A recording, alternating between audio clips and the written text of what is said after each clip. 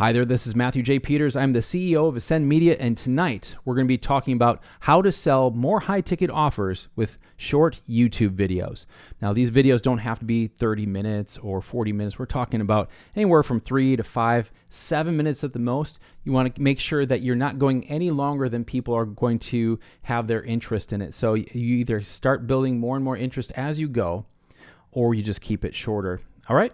So if you're like most people, and myself included, when I started creating videos, I didn't really know what I was doing. I would create a beautiful looking video. I would put all the pieces in there I thought I needed so I could teach. But when you're creating a video to sell, it's different.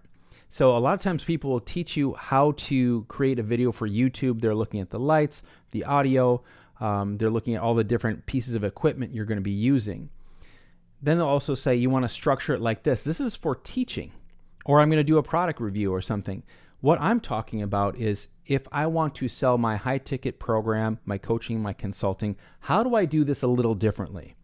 I was clueless when I started out, so I just started making videos and I got better over time. But it was really disappointing, disconcerting, frustrating that I would be putting these videos out. No one would see them, and when they did see them, they didn't do anything. They say, "Nice video, Matthew. It's really beautiful." Okay. What I want you to say is, where do I sign up? Where do I buy? How can I book a call with you? Right? So there's a big difference between people admiring your work and desiring to work with you.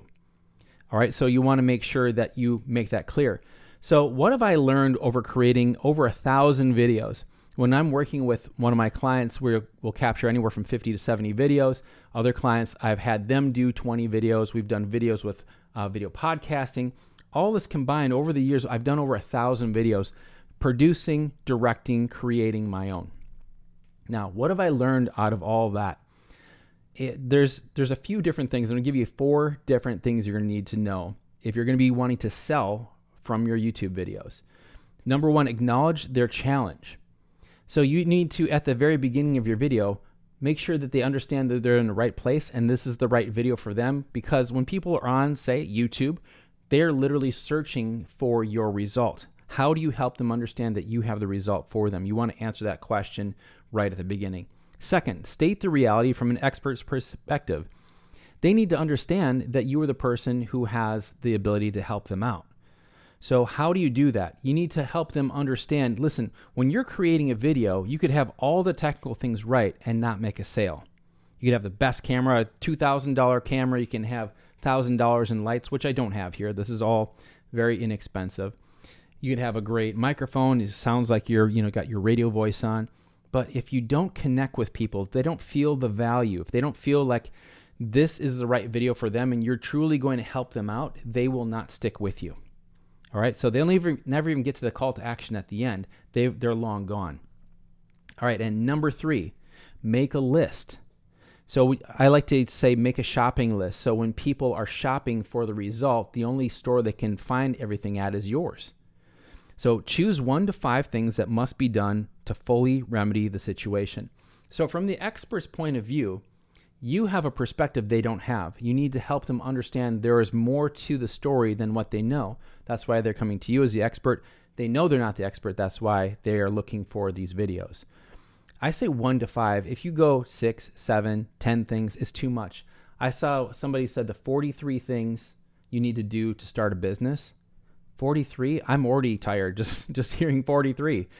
If you said like there's three key things to starting your business you must take care of or something like that, people are like, okay, I can digest that. Choose 1 to 5 things. This video I have 4 things that must be done to fully remedy the situation. Now, that teacher in you is going to want to tell them, here are the things and here is the solution to each one of them. The teacher in me would go in and teach all of these different things, and what happens is people feel full and they think that they're going to be able to do these things on their own. The fact is, you've been doing what you do for 5 years, 6 years, 10 years, or even more, and they don't have any experience of that. This is something you do every day. This is something they've never done before. And so they're watching a 5-minute video and they're going to have enough in order to do this on their own. You can't do it.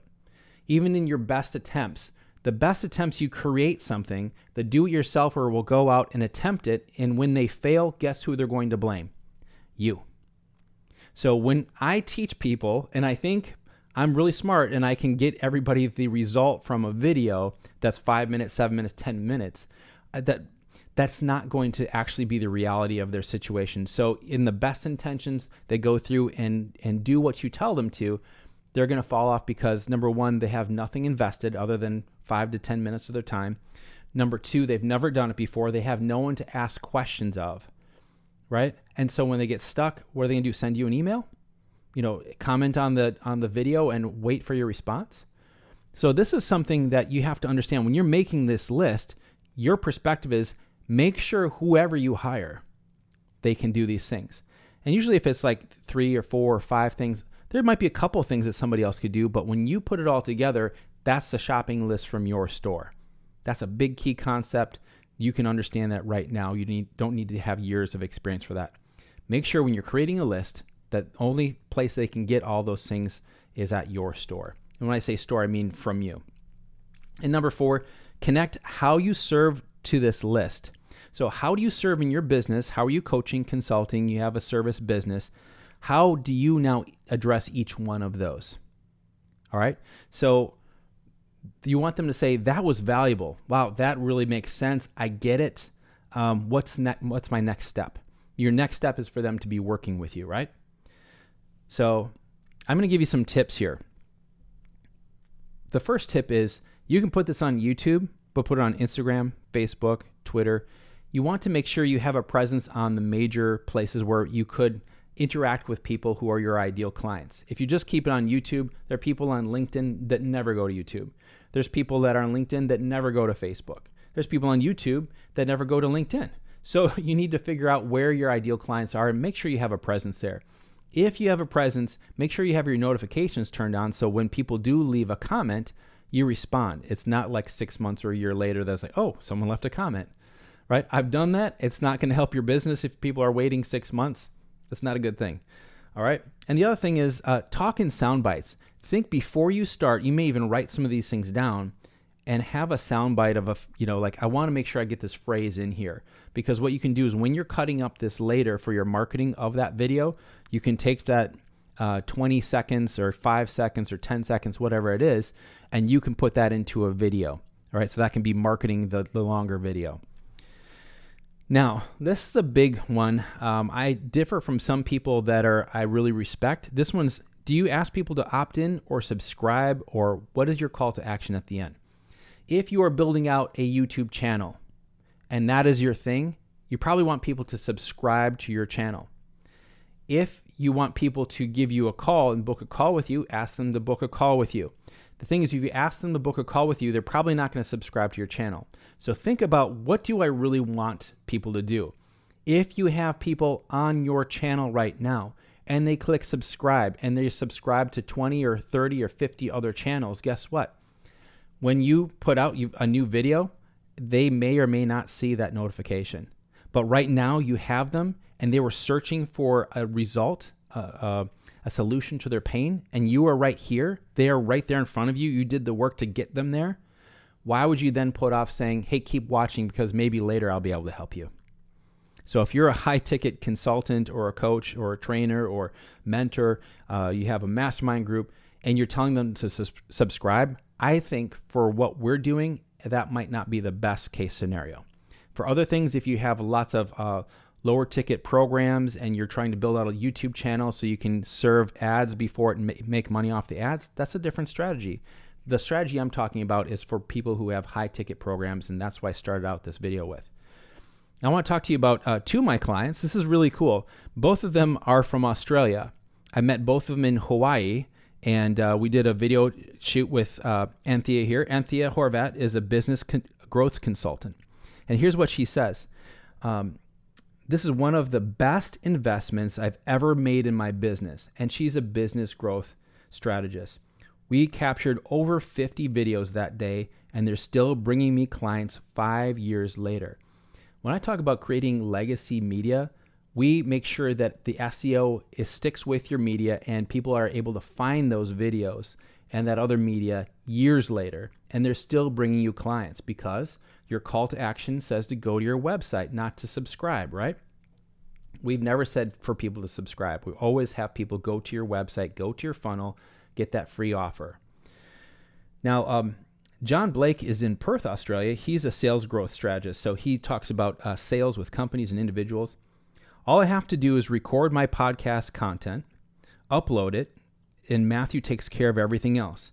I don't personally take care of everything else. It gets done in a way that's seamless for you and makes you want to create more content. So 2 different ways we're doing this. John is in Perth, Australia. This is literally the farthest in this planet that you can get away from me. He's literally on the other side of the planet, 11,000 some odd miles away. And we produce his podcast remotely. He went from audio podcast to video podcast seamlessly. And so every couple of weeks he comes out with a new podcast. He records it like I'm doing here. He uploads it to us, and we take care of everything else. We take care of all the post-production, the graphic design. We put all the posts out. We syndicate his podcasts across the web on, I think, 10 different podcast platforms. And Thea, we did everything. Remember, where people can work with us for a day and a half. And in that day and a half, we produce all of their content for a year. And you see, not only we put it out live one after another for an entire year, after that year, that content continues to grow. All right. So we help elite level coaches, consultants, and entrepreneurs expand their reach and elevate their online and offline presence with minimal time and effort on their part, leveraging your time as the expert, as the business owner. When you own the business, you want to create an entity that can function without you. When your marketing can function without you, all of your organic marketing is outsourced to people who know what they're doing and put you in your interest in the best light to make sure everything is done properly and at the highest quality. That's what we do. We do that for you. So in a day and a half, you come in, we create all those videos, we do a photo shoot, magazine, book, everything. You go home and all that is taken care of for you. So if this is you and you choose for yourself to become an elite entrepreneur, that elite is your choice. It's not something someone else has to call you. That's you choosing to go to the highest. That's the podcast I had for over a year is called Preeminence, is to be known as the highest or the best in class, best in your industry. So you can schedule a call with me at asyndmedia.com/call. That's ASYND media.com/call. I'm spelling it out because this is also an audio podcast. This is the High Ticket Media Mastery podcast. So thanks so much for being on, and I look forward to talking with you next time. Bye-bye.